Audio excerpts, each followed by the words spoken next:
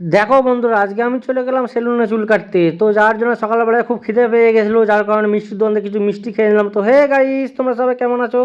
তোমার সামনে চলে এলাম নতুন একটি ভিডিও নিয়ে। তো এখন বাজে 10টা, আমি চুল দাড়ি কাটতে চলে এসেছি। কারণ তোমরা তো অনেকগুলো ভিডিও দেখেছো আমার মুখে চুল দাড়ি ভর্তি হয়ে গেলে। সত্যি কথা বলতে চুল দাড়ি বেশি থাকলে ভালো লাগে না, গা হাত পা কিচকিচ কিচকিচ করে, মাথা ফাতা চুলকায়।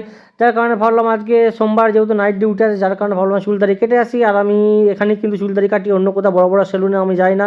কারণ ফালতু ফালতু বড় বড় সেলুনে গিয়ে পয়সা নষ্ট করা মানে হয় না। কারণ ওরাই যে চুলটা কাটবে, এরাও কিন্তু সে একই চুল কাটবে।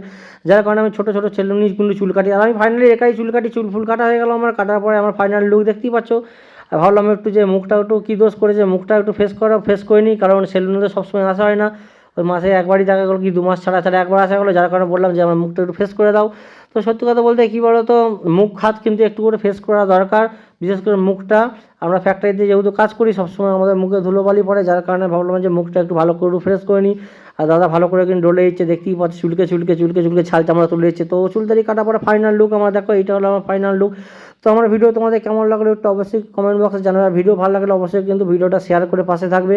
তো তোমার সঙ্গে দেখাবে পরবর্তী কোনো ভিডিওতে।